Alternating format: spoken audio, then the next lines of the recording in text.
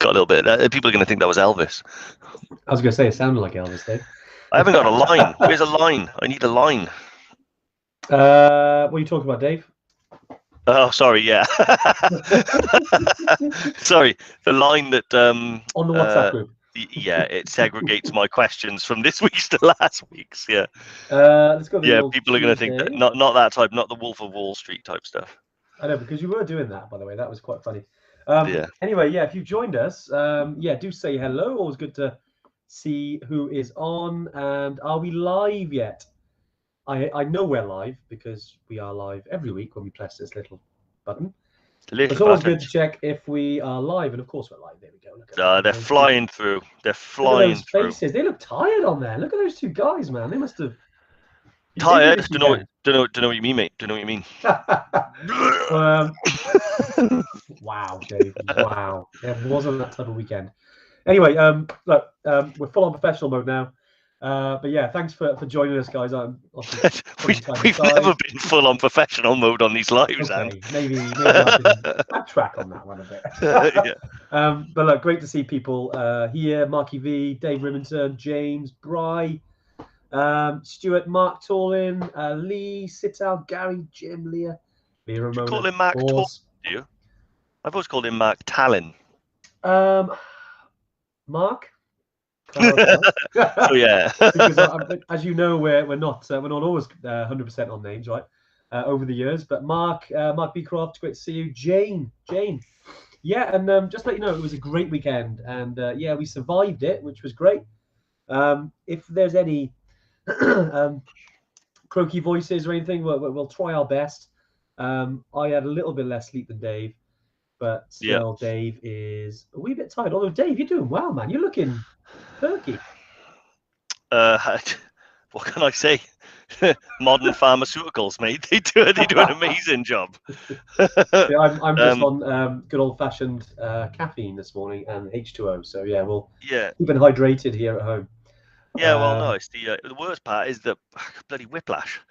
But someone did go back into the back of you, right, in go-karting. Yeah, that exactly. Was, hopefully you're all right, mate. You need some ice pack on your neck or something. Yeah.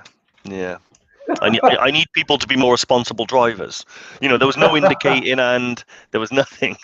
There was none of that. Right, but anyway, look, really thank you for everyone for joining us. Yeah, today's a little bit different. I think we chose this subject today before the announcement that came out on Thursday, which, you know, is although it's similar in a way because, you know, group travel, getting back to group travel, and I think we'll start off with that because, you know, like the news we had on Thursday was great. I mean, you know, we had a little inkling it was coming, you know, before the year end, but, you know, we didn't realize that we'd be coming back because we just went away for 3 days and come back yesterday, and that's 4 a.m. Monday morning. Everything was open again, which is nuts. Yeah. So yeah, that was rather awesome announcement, to be honest. Yeah, and we've been quite busy in the office. I know the team yesterday, you know, just getting everything organized because we want to be ahead of the game. So yeah, it is. It's going to be a busy month, but this is what we love. This is what we're here for, to make things happen, guys. So yeah, really excited to get back to running trips. We got a Toupcal trip hopefully this weekend.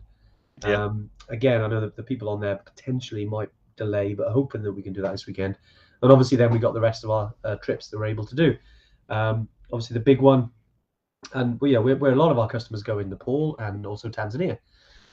Still a couple of countries like Peru and Ecuador, which unfortunately are still on the red list. Yeah.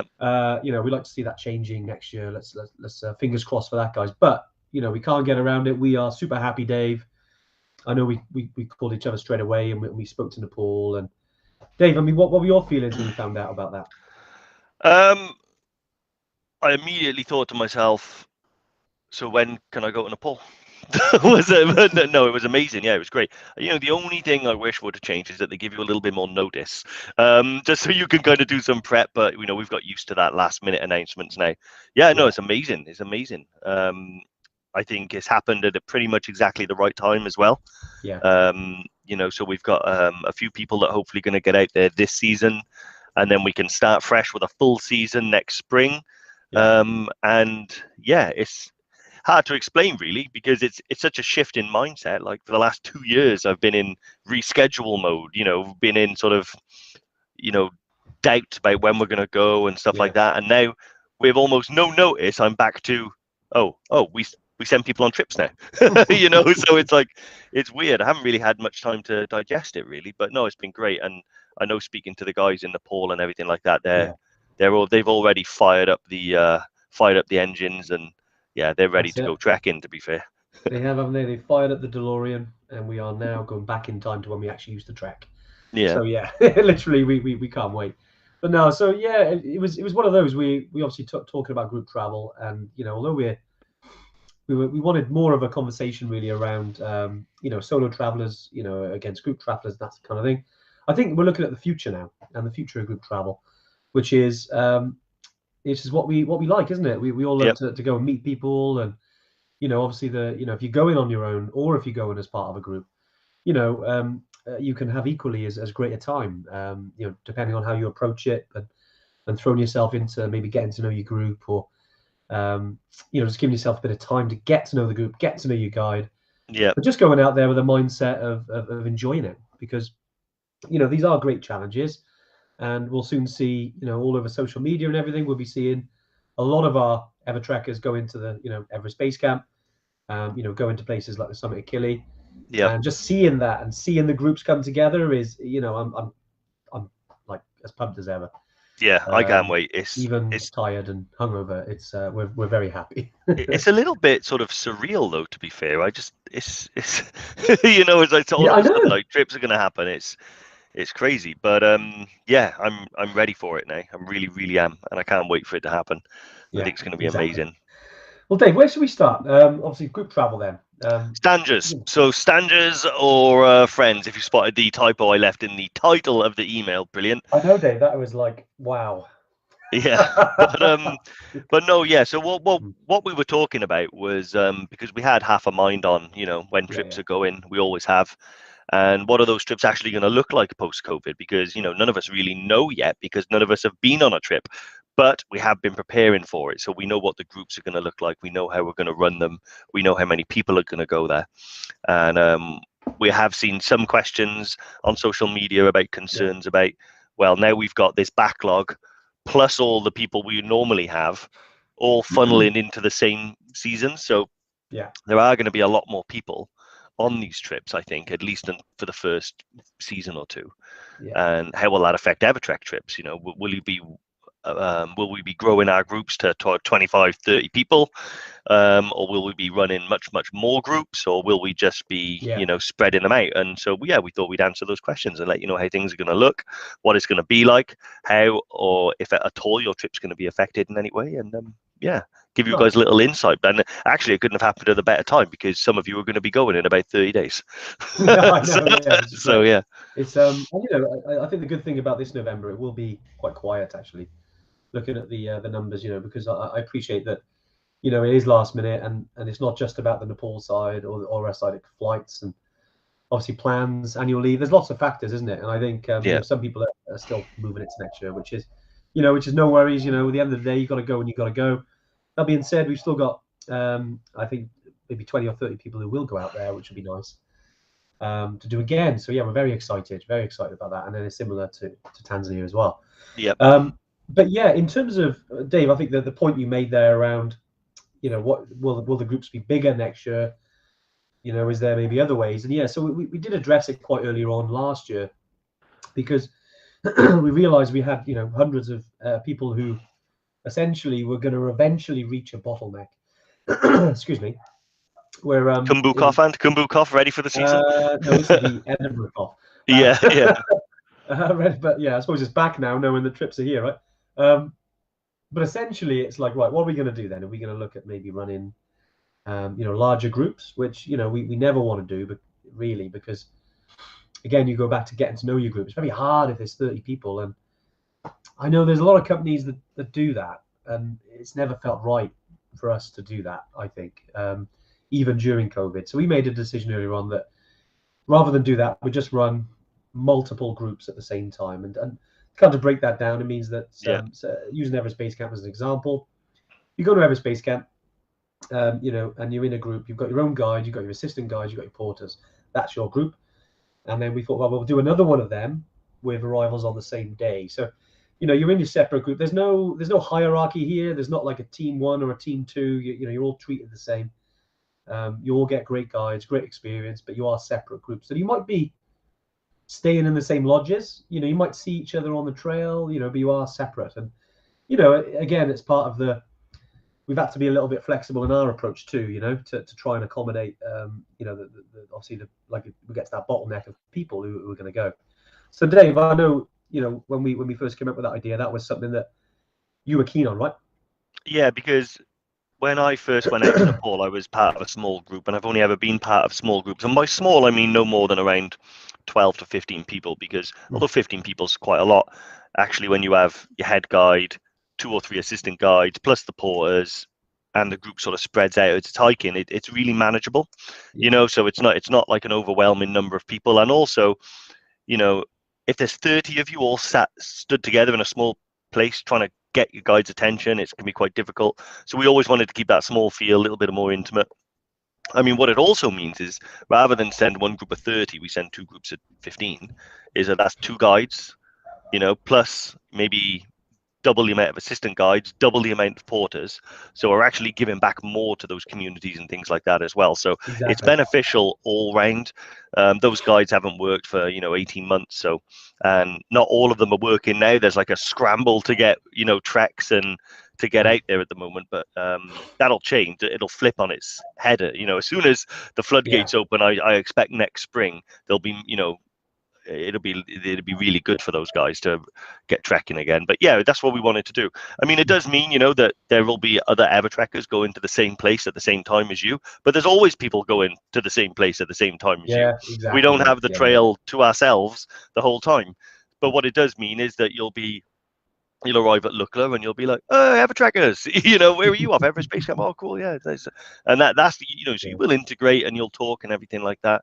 But it does mean that you know, if I'm one group and Andy's another group and we meet each other and we're shaking hands, but if Andy's got a question, he'll ask his guide, and if I have a question, I'll ask my guide. And that's, you know, keeping it like that is a really good way to ensure that you guys get the best of everything, but also you can still go.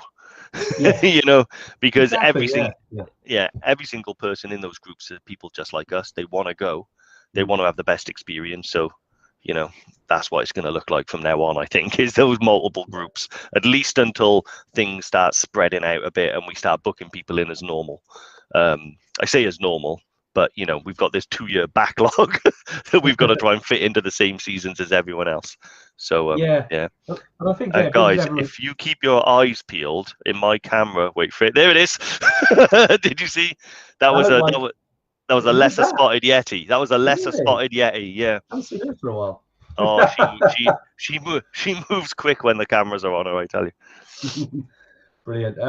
And you know, going to the question that comes up to my mind then is that obviously with COVID, you know, I know it's not a thing of the past. I know it's around now, but I mean, from a travel point of view, you know, trying to move forward a little bit, right? And you know, what will the trips look like sort of post-COVID, or at least, you know, moving away from it.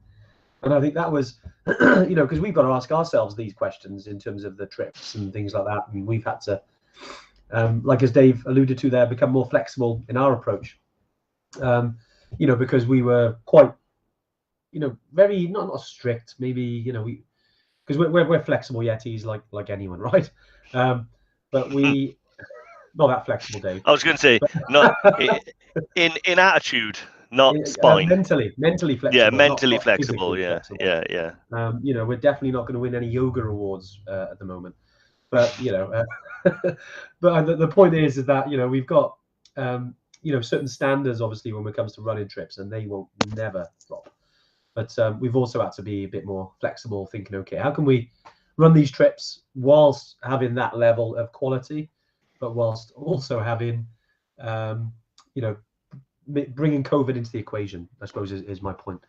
You know, when we looked at it, like, you know, obviously we're talking about Nepal there, but let's go over to Kili for a sec. You know, we're talking about the tents. You know, and one thing we talked about with our team over there was that could everyone have their own tent, right, Dave?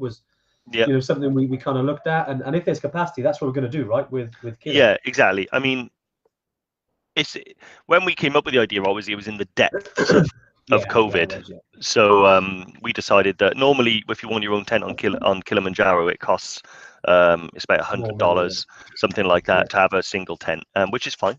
But then we decided, well, actually, in COVID times, there may be people. It may be better to have you in an individual tent for each person on the way up the mountain. It can Yeah. be done. And we thought, well, maybe that's a step. Although you are all in one group, you're all in one unit, I think it adds an extra layer wherever we can. So we can't do it on all of our trips, but wherever we can, we try and add in an extra layer of protection, even if it's only very, very small. Because if you have your own tent, and everyone's fine, and then perhaps someone does develop a cough or something like that and needs to do a test, it's better for them to perhaps be on their own in their tent than be sharing with someone else who's spending, like, at least 7-8 hours a night in that tent with someone. So it's a marginal gain in terms of protecting yourself, but it's one that I think is a good idea and willing to take. Sadly we can't do it in Everest, BC, because those lodges, they have a fixed amount of capacity. But essentially, when you guys go out there, you will form your own little bubble, and we are taking everything very seriously in terms of like hand sanitizer. The guides are going to all be vaccinated and fully protected, and we are going to try and there are screens and things like that where there needs to be. So there's a lot of stuff happening. I think on Kilimanjaro as well, it's a little bit easier to kind of stay in your own little bubble, because It is, isn't it? Because your camps. because you're only in your own little camp, and although there are other camps around you, they're generally not sort of like right next to you. You have your own little space, or at least we do. So you tend to sort of stay in your own little unit, in your own little bubble, far more than you do perhaps on some of the more trips where you're going to be in rooms and stuff like that. Sorry, I'm just trying to attract the attention of the Everdog. Oh, really? She's arrived, eh? Oh, there she is. Oh, that's it. She's lesser spotted as well. No, there's Ali. I can see Ali. Oh, hello, Ali. Ali's just laughing. Oh, see. Very good, very good. Oh, wow. This is a dog treat. You've been I was given just a about dog to eat treat. it. Wow. I thought Lauren was giving me a sweet or something then, and I just smelt it, and it's pretty rough. Yeah. I had one but on the no, weekend, I mean, so basically, whenever we get wherever we can make these marginal gains in terms of safety, in terms of keeping you guys protected and stuff like that, then 100%. So what we're going to do is little silent. Sit. Paw. Oh, paw. She's very well behaved. She's had good training. Doesn't she look like a bat? Hello, like Penny. A fruit bat? Hello, Penny. Yeah, she's a lovely dog. You're my favourite. Not often she's here over getting a pet, and you guys don't even know about it. I'm just there. I know. Beautiful. She's beautiful. Penny. Believe it or not, I know Penny. See, Dave's taught her well as well, but she's our dog. But she's our dog, isn't she, Dave? Yeah, she's the Everdog. I know technically you and Jen are owners, if you want to like the title, but the fact is that she's the Everdog. Yeah, she's great. Yeah, she's even got her own theme tune, isn't she? Which I gave her. It goes, Penny the Everdog. And that's how it works. Yeah. Wow. But yeah, so anyway, back to the live. Back to the live. I see. Look, I knew everyone loves the dogs, So yeah. But no, it is. I'm super excited about that trips where we were talking about the numbers of people that go in on these trips and stuff like that. I think mainly the main two trips that are going to be affected by the multiple group scenario is Kilimanjaro and Everest Base Camp. And stuff like that, because that's where you have like this bottleneck of a lot of people generally going there. On Kilimanjaro, though, it'll be we're gonna do our best to make sure that everyone gets their own tent, so they have their own little area, their own little space, somewhere that they can retreat to. It feels a little bit nicer, and even if the effect is just to give you some well-being and a sense of security and a sense of sort of peacefulness when you're on the trip and being away from the snorers and the coughers, then that's what we're going to do. Snorers, eh, Dave? Don't know what you're on about, mate. Don't know what you're on about. I've never heard it. Never heard it. No. I sleep fine. Yeah, I bet you do. and just okay. So we talked about Killy there, but let's go back to Nepal, because I know this was something that we has changed, certainly, well, more like maybe changed, evolved over the last 3 or 4 years.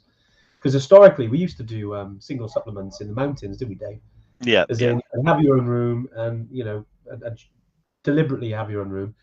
It now, because of the availability in the mountains, you can have your own room in Kathmandu, but in the mountains, it's not possible, is it? Because it's unless yeah, there's like an odd person, which so you get your own room. Luckily, yeah. By odd, we um, mean extra, right? yeah, Not as not in, not yeah, like that person's a bit of a weirdo. no, We're gonna need more to give them weirdo, their more own room. Yeah, weirdo. yeah, yeah. No, you are. Yeah, you're dead right because Yeah, if there's an even number of people, then yeah, obviously we can split it, and then two people can share. If there's an odd number of people, then the weirdo gets their own room. Sorry, the odd person out gets their own room. the odd person. But yeah, we do try because, and also we do our best to keep kind of people separated just for their own peace of mind, So the guys with the guys, girls with the Mhm. girls. It makes things a little bit more comfortable because these rooms are pretty intimate. Some of Yeah, them are pretty bigger than others. quiet. Some of them can be pretty small. And obviously, sometimes you're not going to be showering. You're going to want to strip off and wash, and you just want that security that a big hairy yeti's not going to come walking in the door at any Exactly. moment. So yeah, we do try and do that as well. Exactly. Yeah, yeah. And I think uh, Bry had his own room on his trek. Wow. Okay, so that says it all then, right? I think that means that Brian's the weirdo, which I got to be honest, I am not surprised. I am not surprised. Brilliant, brilliant. Talking about Bry and Nick as well, I saw that the group had a bit of a catch up this weekend, which was great to see. And if we're talking about groups and getting to know each other and meeting people and making friends, I mean, that to me is an example. I know that's not an isolated incident; like that happens a lot. Yeah, We've with had people Brian who got particularly. married after meeting on the trip, which is like unbelievable. And well, they met previously and then went on a trek, and then Yeah, next thing you know, they're getting married. I'm like, awesome, and that does happen, and yeah, it's great, and that's what we talk about group travel and group trips. By keeping them smaller, that's what happens. They get drunk again on another weekend. Sorry, hydrated again on another weekend. yeah. I just read Deanne Howard's comment, by the way, that I just want to cut in and say that her dog just gave her paw when I said paw. So the dog overheard and gave the paw. Deanne, I hope you gave her a treat. Yeah, because she earned that. She did. Yeah, No, just reading some of the comments there. Friends who trek together stay together. Nick Taylor. Wow, mate, that's strong. I like that. That's a, yeah, that's a good I that's a love it. good quote. That group and so many other groups as well. Yeah, It is nice when you see people become these good friends and they yeah, hook up and they meet each other, and because that's what the essence of trekking is all about. That's what I tried to get across in the title of the email that I sent out before I undermined my point by putting a spelling error. Is strangers or friends you Scanners, haven't eh? met yet. Yeah, and I know that there are many people I could name on this one, but I'll pick on Brian and Nick and the rest of the gang because they went out there like none of them knew each other. They all went out there, early COVID. They took a punt and went on a trek, and Yeah, they all became, like these great friends now that have booked other trips together and meet up together, and they really gel together. And really, the only thing that they had in common was that they were going on an EBC trip. And now look at it. yeah. Someone just asked me, Marky V, Dave, can you say Alexa for me? So Alexa, Let I us need know to know if what that I what she need to know if said. that works. Let us know Yeah, what she said. yeah, yeah, But yeah, no, and so yeah, I suppose going with we're talking about groups and things. I mean, yeah, that's great. And just reading through the comments again, yeah, good luck to people doing any Three Peaks challenges this weekend. yep. Yeah, the national Three Peaks as well. Awesome. Yeah, it's a good challenge. Good prep, good training. Plus, it's nice to get out in the mountains, isn't it? But good challenge anyway. Hey, Kate Ramsey. Kate, it's been ages. Oh, Friends for life. Kate's one of my friends for life. Kate's actually a competition winner. Our very And first competition. yeah, No. Sorry, Kate. It's number two. Although that you're do you know number why one. that's confusing? Because the very first competition winner was on that trip as well. So we It had two was. competition winners, and yeah, Kate was great. We tracked to Everest Base Camp, went to Ben Nevis with Kate as well. Yeah. So yeah, she's a good laugh, Kate. Good laugh. Yeah. And I love Yeah. what she said about they see you vulnerable, they see you struggle, and then they see you succeed. So, which is exactly what we all did on that trip. That was great. Exactly. That was a great trip. Yeah, I mean, that was my believe it or not, Kate. That was the last time I was at Everest Base Camp. All those. It was just absolutely crazy. It's going to be almost over 2 years. Absolutely Yeah, crazy. I don't I think was we got there lucky. next year, didn't I we? went back in October, Mm. but that was my last time. Yeah, who'd Yeah, have thought? exactly. I wouldn't have come Who home would if have I'd thought? known. Well, Brian, he wanted to stay there next for 10 days, so that's what happened. Yeah. Isn't it, Brian? But no, go on. We've got what we done now up to almost 1 o'clock. I mean, should we answer some questions, Dave? I know there's a Yeah, few that why have not? come in below the Why line. not? Below the line, yeah, yeah. I have to have a line. So we do this WhatsApp group where Lauren actually posts all the questions in an order, so I don't have to keep going through the comments. And I need a line to segment this week's questions from last Yeah. week's. Otherwise, I will start going back to the beginning of the first Tuesday tuning. And yeah, I wonder if I did that. I might rewatch that, and try and find out the first Tuesday tuning that the regulars joined. Like Jerome. When did Jerome Well, first join us? He it's feels like he's interesting. been in my life from the beginning. But Jerome, he joined kind of, I think, halfway through last year, I believe. But yeah, it's actually quite interesting because we look at the numbers and it's mad, right? Because obviously you guys on the live now, like we love you guys and well, we love everyone, but it's great to sort of chat and comment and all that. We actually get 80% of people who watch this actually watch it non-live when we're looking at the stats. So it's mad, isn't it? And that's across Facebook. Not just Evertrek, like lives in general. 80% yeah, of people watch it that not live, which is nuts. But we value you 20%. Don't you worry about yeah, that. yeah. You yeah. What is it? Well, there's the 80% that watch it live, and you guys are like my absolute favorites, except for the people that come here live. I tell you what, I was saying to Ramona the other day that she was the second customer I ever booked on, but actually the first customer I ever booked on who went on a trip. The first guy I booked on, he cancelled. I was gonna say, yeah. Yeah, That was so a I don't know long where time ago. I don't know where he is now. I'm assuming he's doing well, but we never heard of him. And then I remember booking on Ramona, and I actually remember the first time she said, I think she had like an operation on her nose, and she said she struggles to breathe through her nose. And my first bit of official Evertrek advice was just breathe through your mouth, and that was it. But It's quite yeah, interesting. I put the 80%, the 20%. It's quite interesting because it was Pareto's principle. It's something that is actually in life a lot. It's like somebody once said that you can do 80% and 20%. So for instance, you could say that you wear 20% of your clothes that you own 80% of the time. I do. I know I've got my 20%, which is my favorites. Dave, you like that? uh, yeah, I'm just trying to figure that out now in my head. But I would say, but the thing is though, and I don't own many clothes, so like, so yeah. But Yeah. no, Yeah. you are probably right. Yeah. It's basically Um, saying that you can get was it 80% of the output with 20% of the input. yeah. We're Nice. going technical now, but Pareto's principle, look into it. It affects all life. Potatoes And principle. Pareto, Pareto. Pareto. Nice, Yes, nice. Paretos. Awesome. So should we do Yeah, questions? And what do you reckon? Because I'll yeah, tell you yeah. what, I'll get it out the way nice and easy. Good day, Davo. Is your knee still bonza? Um, the knee was doing absolutely fine, and then we went on a sightseeing and culture tour of Edinburgh. As it turns out, there's quite a lot of culture in Edinburgh that revolves around the drinking of whiskey and beer. and yeah, but no, yeah, knee's doing fine actually. He's quite glad. Yeah, it was fine. You've I, done I really well, mate. You've done really well. yeah, it blows The up every now distance and we do again. It like swells up every now and again, but I don't really think about it that much anymore. I just keep doing what I'm supposed to do, the rehab and stuff like that. And I haven't had any Yeah, major setbacks. I haven't fallen down any stairs in a while, so um, exactly. that's improved Um, things. just going down for the questions now. How the stag do? I'll come back to that. A question for later in the chat, and empty moves on to kits. Marky V, of course it does, Mark. Can you recommend a decent midweight Polartec 200 fleece for Tupcal in a couple of weeks? Yeah, it is a couple of weeks, isn't it? Well, a couple of weeks. Yeah, we've just gone on. Three and a bit weeks. Yeah, Polartec 200. I know North Face do some decent 200 ones, which I've used. Oh, excuse me. Previously, Mark. Dave, have you got any recommendations? I know with the Polartec ones. I know I you've like got. my. You go on.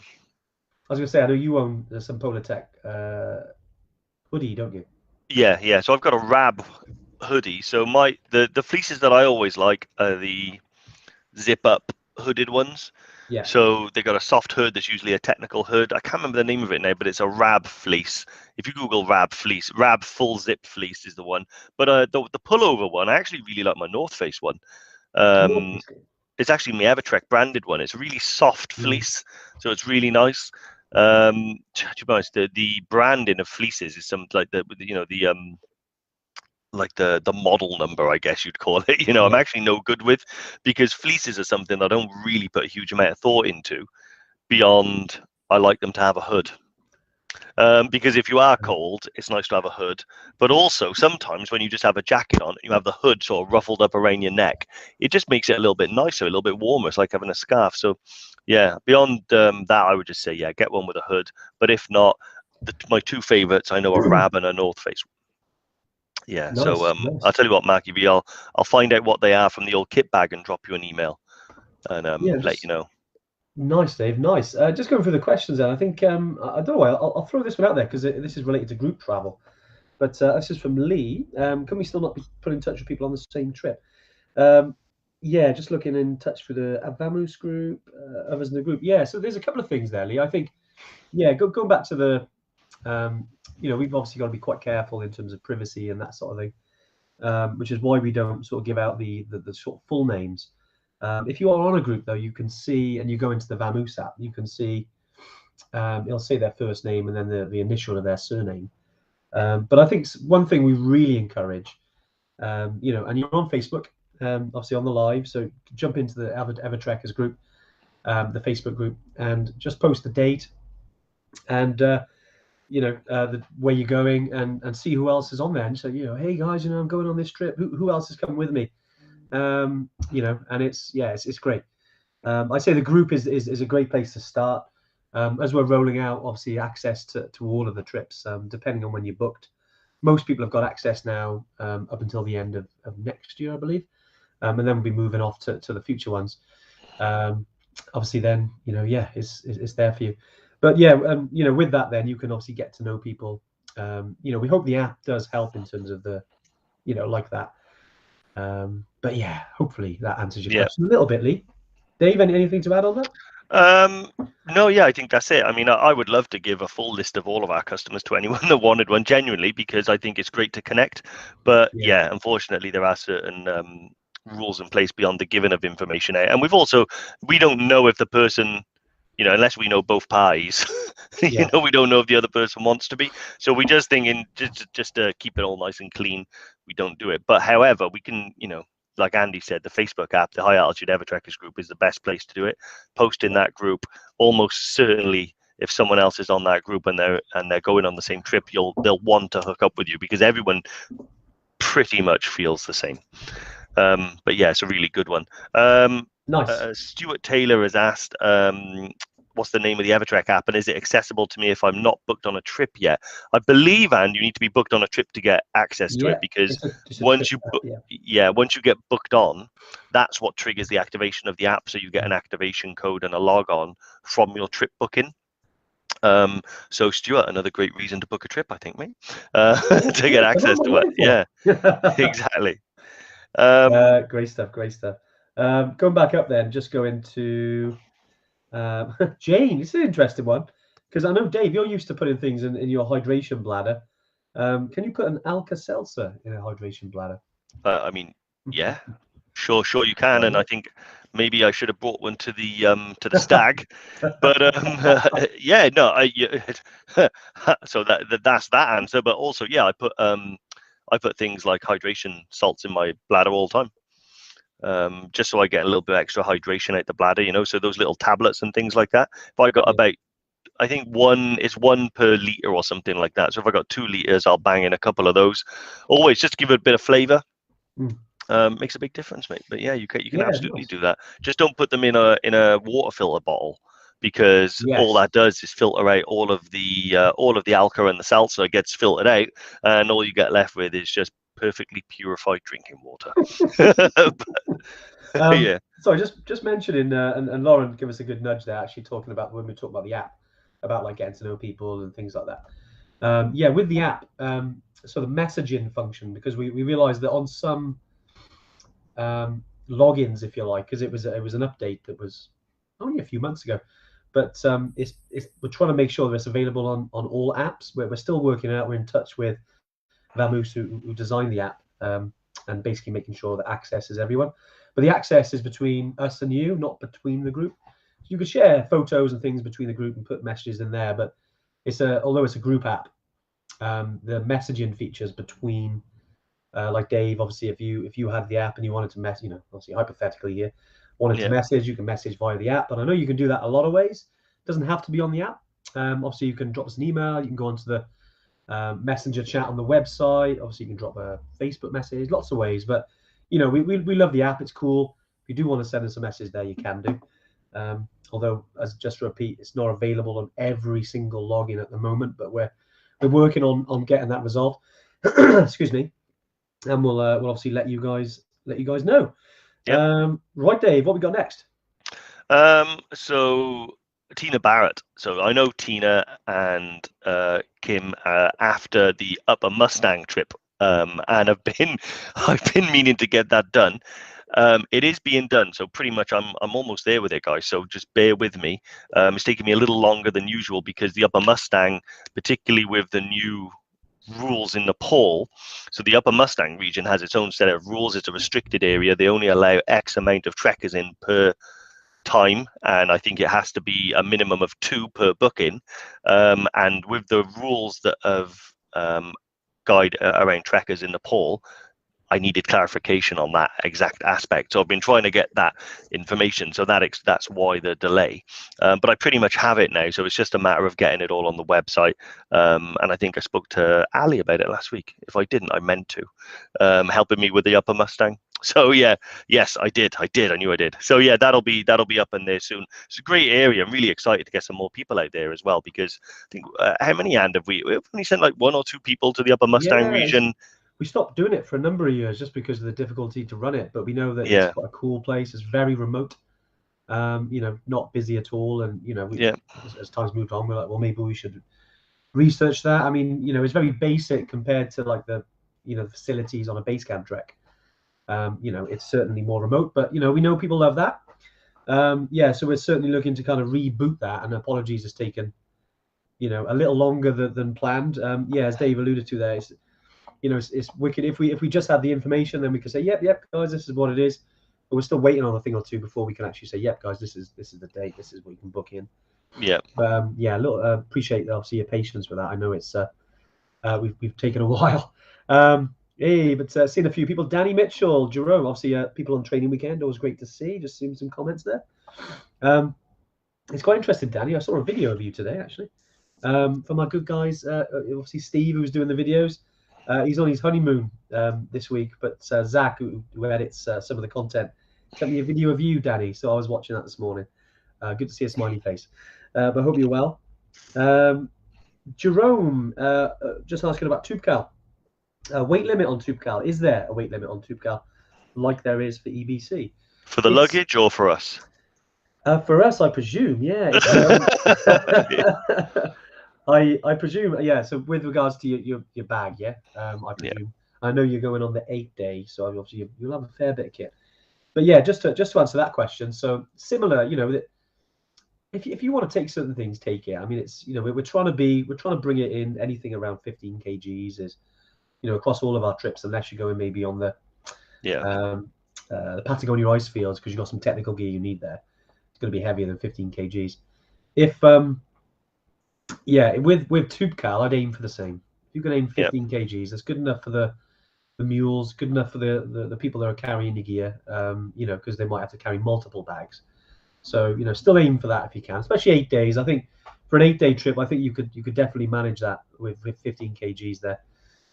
Jerome, definitely. But so obviously, if you need certain things, mate, do take them. Them. Awesome. I'm going to allow one of them to jump the queue because it's a pretty good question. I'm not sure if I've answered before, which is from Daffed.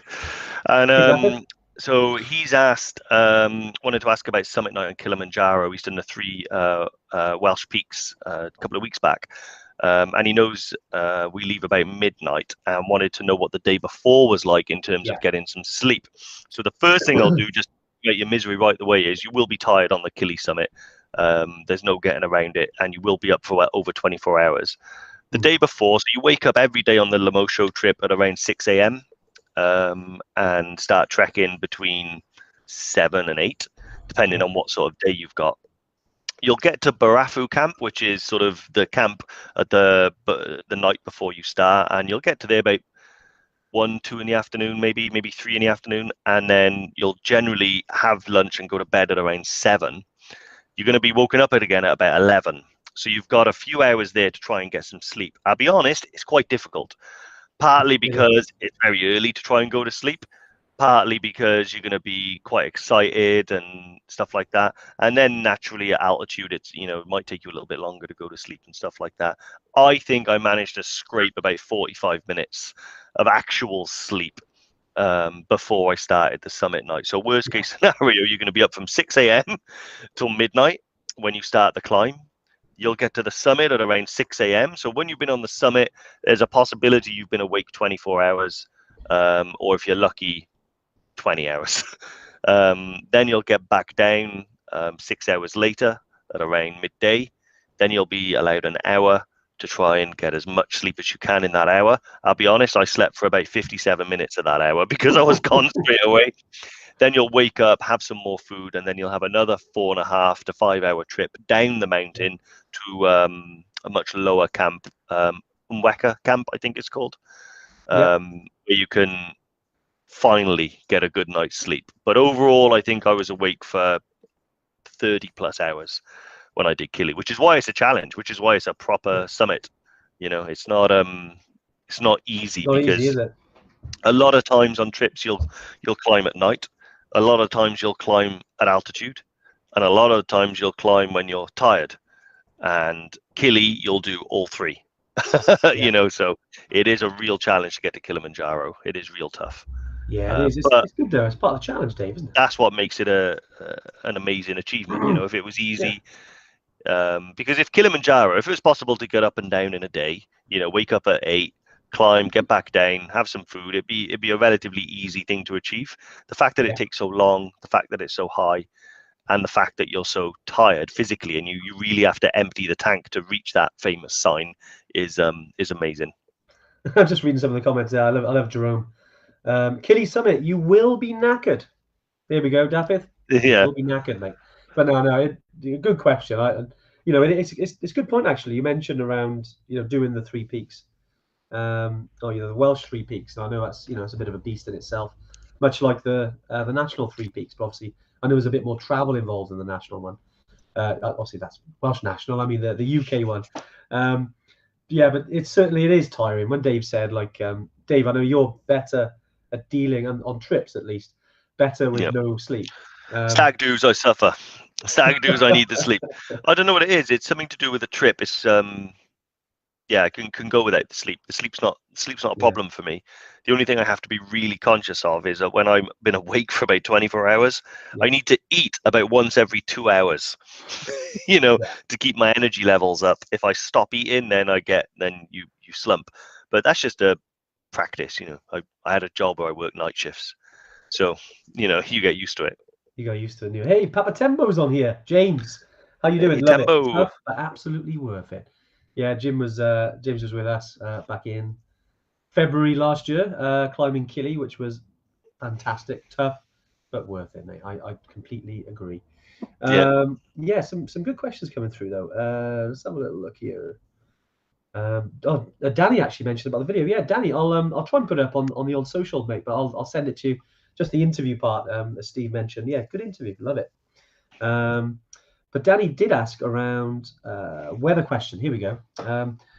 Ref the weather conditions. What can we expect Kili in March? Is it colder or wetter than it would be going later on the year, say September? Yeah. So in terms of the wetter that it would be, because it could be cold all year round. You do get a dry season, you do get a rainy season. The rainy season does come in March, but towards the end. That's why we try and do the trips sort of earlier in March. But as you like anything in this world, it can happen at any time, right?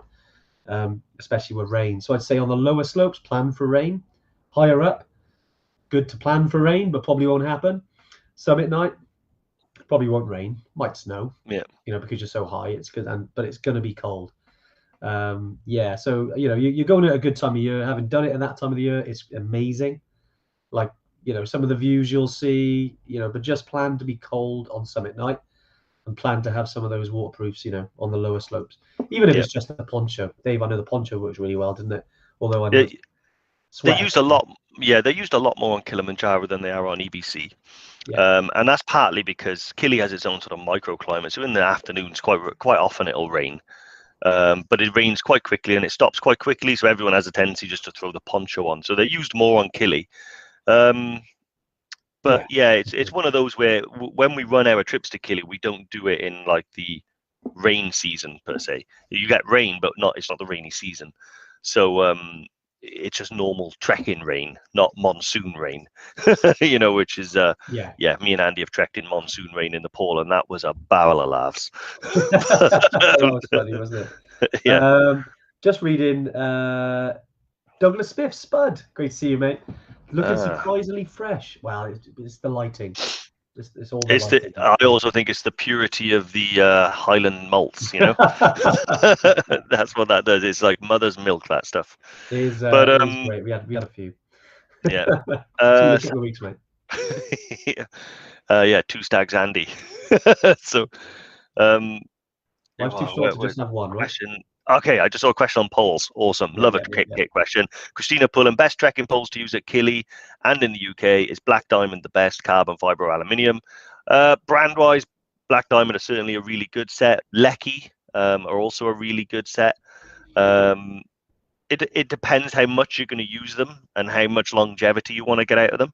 I've got a pair of Lecky carbon fiber poles, and they're absolutely brilliant. They collapse down really small, but they are quite expensive. If you're not going to be Yeah, using them a whole lot, then aluminium's just as good, because they have a tendency they'll dent more and they'll bend easier yeah, than carbon. But also, you can afford a couple of dents and maybe the odd little tiny bend in an aluminium pole, where carbon, once it goes, it goes. yeah. But it is stiffer, lighter, and lasts longer. But the idea in carbon is that, if you're going to buy one set to rule them all, then do it, but be prepared to pay upwards of £100. I Yes. personally think Good point. you can spend half that on a really decent pair of Black Diamond aluminium poles that'll last you just as long and are just as good. So don't feel you have to break the bank on trekking poles. Quite regularly, people just buy the cheapest pair that they can, and when they break, they'll replace them again. But Yeah, yeah, it's interesting to talk about, because I think Shona there put a question there about clip lock rather than the twist.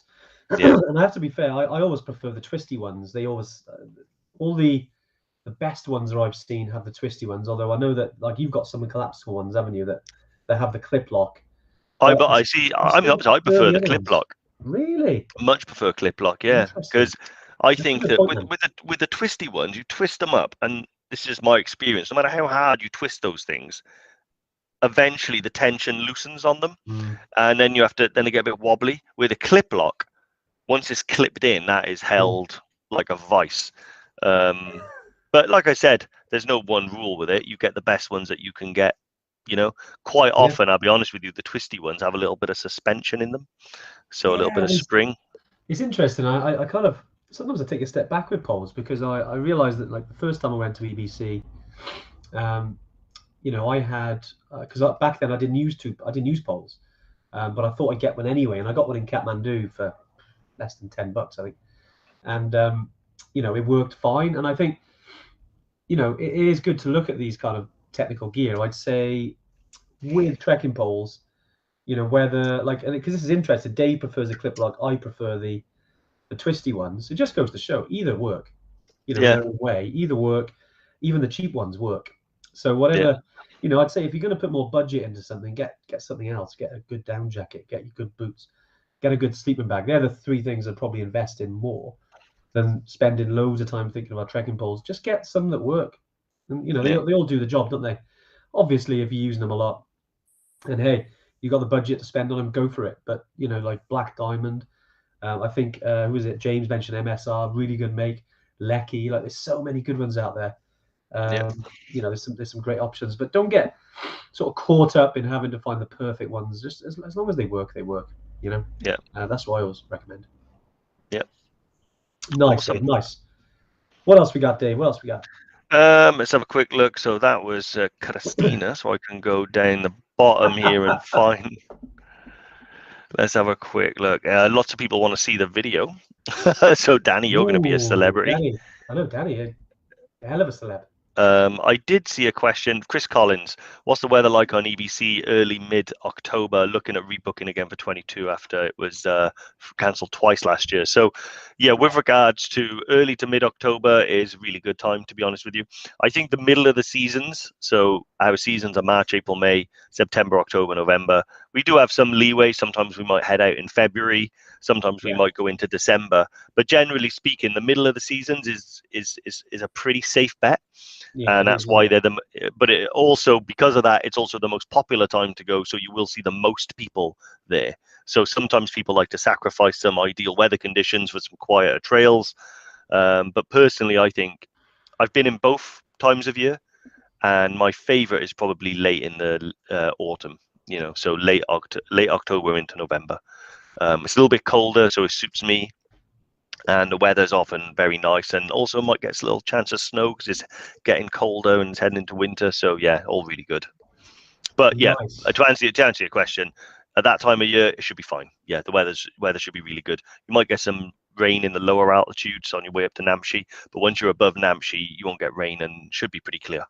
Yeah, But exactly. It's especially in October, right? I mean, never say never, but I know what you mean, Dave. It can majority of the time, like having been to base camp 3 times in October, it's great. It's a good time to yeah, go, yeah, especially with the festivals on as well. It's a great time to kind of see some of the really good festivals in Kathmandu, in the mountains. That's what kind of makes it in a way sometimes.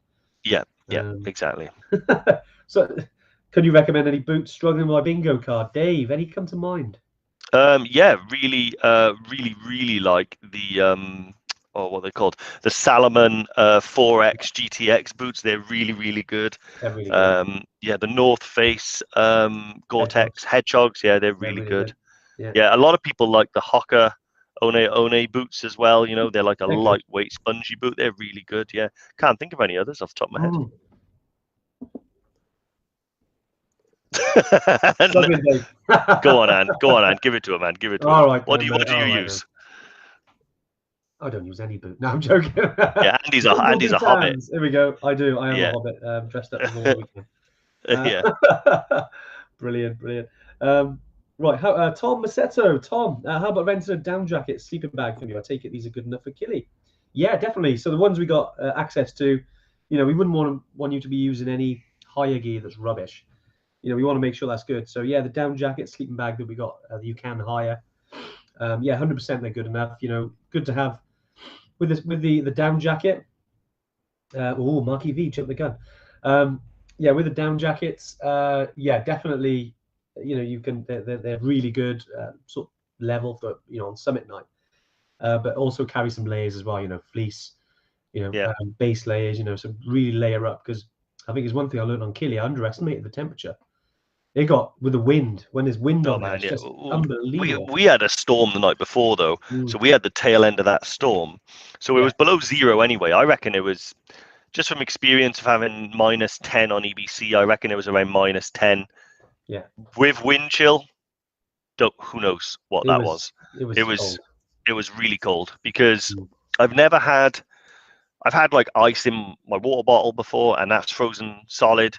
I had ice in the tube, but one thing that's quite unusual is to have your water bladder actually that's inside your bag next to my back freeze. I had one solid block of ice that I carried all the way up to Killy and back down again. Awesome.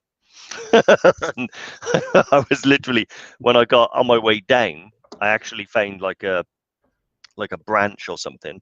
I took the right. top off my bottle and I was stabbing my ice in my bottle, like Wow. breaking it up with this branch so I could just put some ice Get the cubes in my fluids mouth. down. Yeah, Yeah, it yeah. was lovely. You need the water. Yeah. Um, just looking at any of these. I'm doing Killian Jan. Is that a good time to go? Yes. Um, good time, great time to go. I mean, any dates that we got there kind of work. I mean, you can never say, because you can climb Killy any time of the year, and people do. Um, even sort of due monsoon season, or sorry, rainy season, and get used to monsoon in Nepal. The rainy season over there is still a good time to go. Because you can have gaps where it's great weather for a couple of weeks. In Africa, there's not a lot of rain. Sometimes on the slopes, as you kind of get up towards like 2,500, 3,000 meters, it can rain up there. So Rosie, yeah, you'll have a great time in January. It's a good time to go. I know sometimes you get clearer skies there as you get higher, so yeah, you might have a decent sort of sunrise as you get to the top of Kili. We can't wait to have you over there. Doug, Kili summit night is the coldest I've ever felt. Yep. And he's a Highlander. Highlander. Exactly. Yeah. So he says that he knows a thing or two about temperature. Right, Dave. Any others then? I know we're coming to the end now. It's been a great life. Yeah, it's been a bit of a kit one as well, out of the blue. But so let's have a quick look here. So Tom Massetto, I think he missed the tip about the poncho. Okay, so on Kilimanjaro, it's good to have a poncho. Quite often, rain is not sustained rain for hours and hours and hours. So on Kilimanjaro, it's very popular to have a poncho just to flip over and just keep that. You can buy them for next to nothing, the little cheapy ones. Some people buy like a big thick one, like a multiple use poncho, which I'm thinking of investing in, to be fair, for trips back to Kili. But yeah, they're light, they're packable. You throw them over, they go over your rucksack as well. So if you're caught out, you just throw them on, nice and easy, job done. I don't want to miss this question actually from Mark Skinner, because good question just about the Toubkal weekender in December. Mate, great time to go. It's going to be likely being some snow up there in December. How will we know if we are sleeping in tents or in the refuge for the summit night? Yeah, I mean it's kind of done, not ad hoc, but when you get there, because you can't pre-book these places. You've got to go there, but there's more than enough accommodation for us up there. 99 times out of 100 we'll be staying in the refuge. It's only rare occasions we'll be camping. Yeah, especially during winter, because it'd be bloody cold. So Mark, yeah, aim for the refuge. That's where we're planning for December. But always keep a flexible mind, because obviously things are released in terms of travel restrictions. There might be more people up there than normal, so might be some capacity sort of issues up there. We won't know until sort of right then, because we're not the only company that's up there. But historically, there's never really been an issue. I mean, I'd say maybe in summer they've done some camping and things like that. I'm not saying you will never camp on winter, but it's very rare. Certainly for us, we plan to use the refuge.